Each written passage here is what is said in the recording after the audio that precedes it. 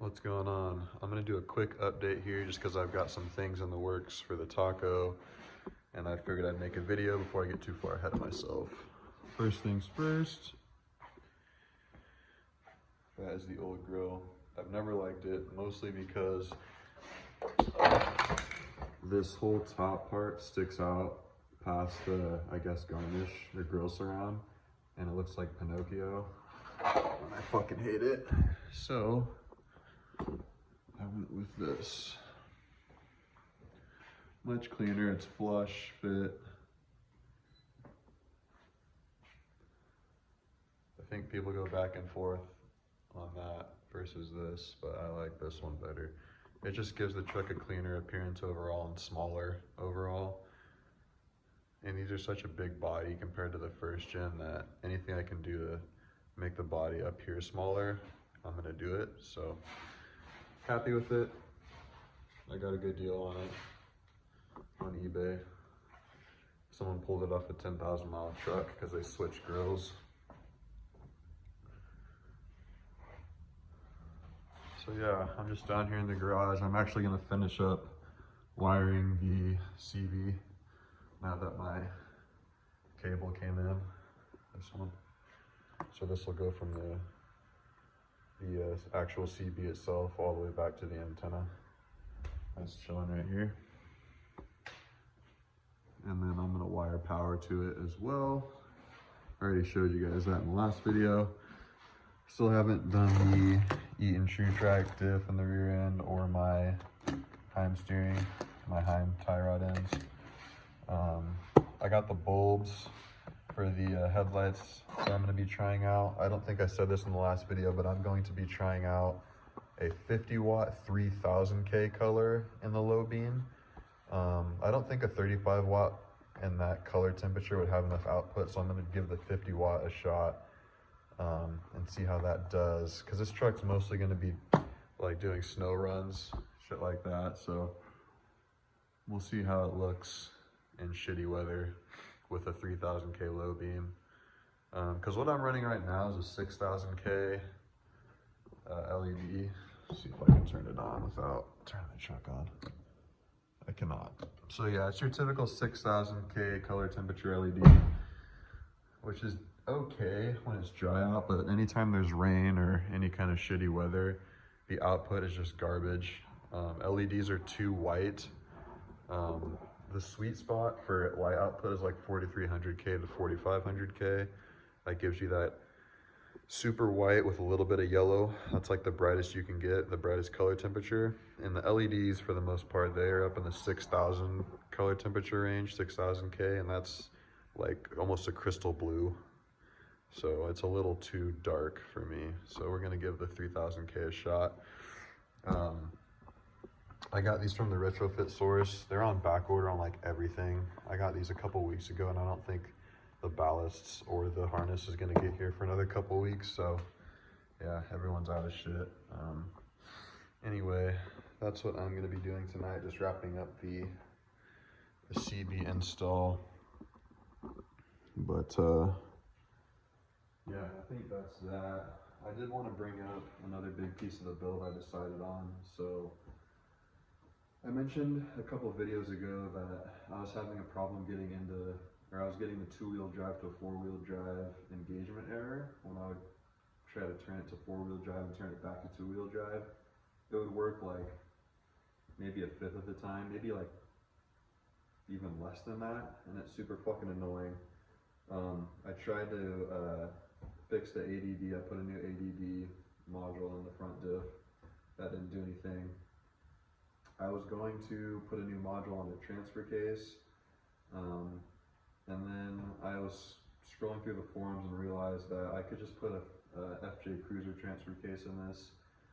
It's pretty much bolt on. There's only a little bit of grinding on the bell housing I think that I have to do, and then obviously I'll have to do some modifications inside the cab. But the the automatic transmission FJ Cruiser has the part-time 4-wheel drive system, and it utilizes an actual lever, so it'll get rid of that little dial, that stupid fucking dial on the console that always gives me that error. So along with the FJ Cruiser transfer case, I'm going to be deleting the ADD, module on the front diff. So I'll actually be able to use the front axle tube from an FJ Cruiser as well. It's just a straight tube. It doesn't have the spot for the ADD actuator. It's just straight through. That's pretty much bolts on as well, just like pressing on and off a couple of bearings, changing out the shafts. It's not a big deal. And it's also a fairly inexpensive mod for what you get.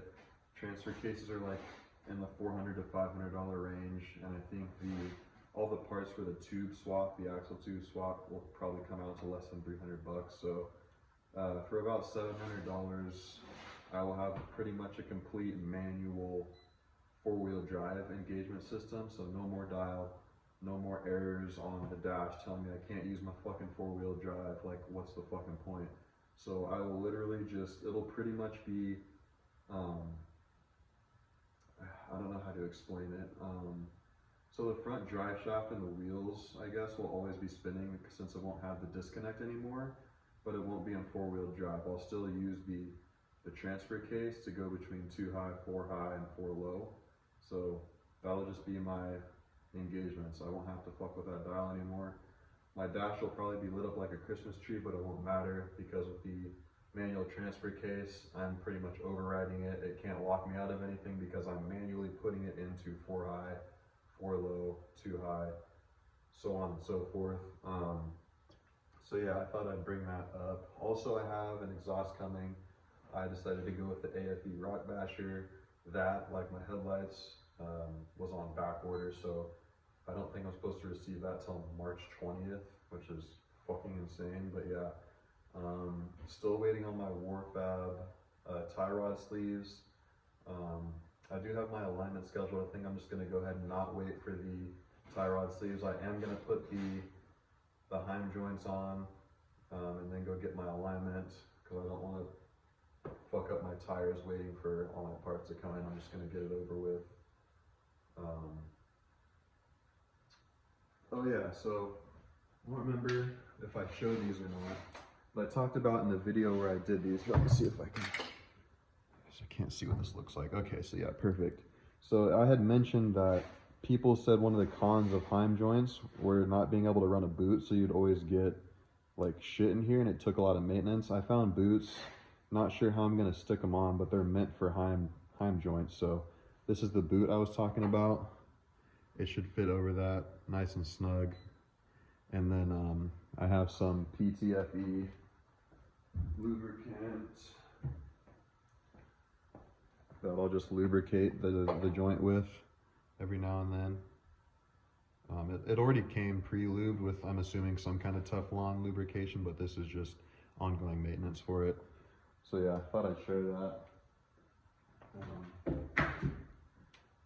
But that's pretty much it. The transfer case and the ADD delete is pretty much the big thing that I have coming for the truck. After that, I'll be comfortable taking it out because, like I said, right now it's hit or miss whether the four-wheel drive knob actually lets me get into four-wheel drive or not. I don't know what Toyota was thinking. It was fucking stupid as shit, going to a fully electronic four-wheel drive modulation. That was really dumb. So this will fix it, and it's affordable somewhat for what you get. And I think that's it as far as big stuff for the truck for now. Trying to think here. I was looking at gears, kind of surprised on how much a ring gear and pinion is.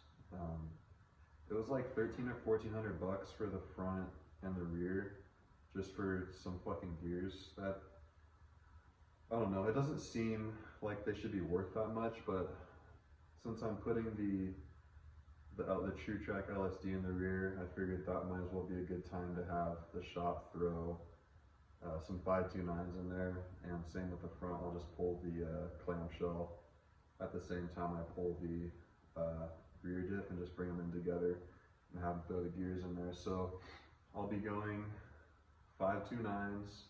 I'll have the FJ transfer case and ADD delete, and then I will have an Eaton True Track LSD in the rear, and that's gonna be it for drivetrain at least.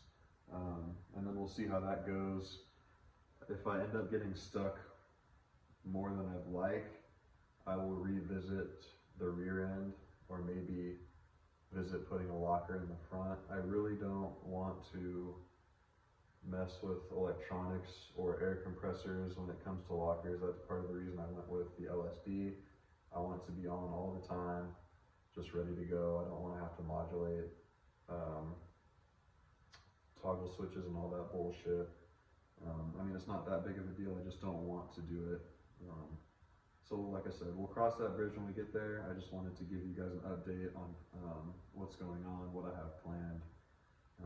I'm going to be ordering the transfer case here in the next probably week or so. And yeah, so that's probably going to be it. Pick the tripod up here. My God, we're at 11 minutes already. Sorry, I know it's boring when I just talk, but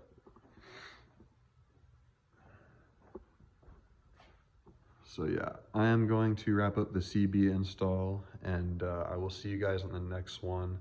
Not sure when it's going to be, and maybe I'll do a parts haul, but we're like a few weeks away from any parts coming in because everything's so far behind. So I will try to keep the videos coming, but I'm not going to make any content if it's too boring. This is about as boring as I want to get, so I'll see you in the next one.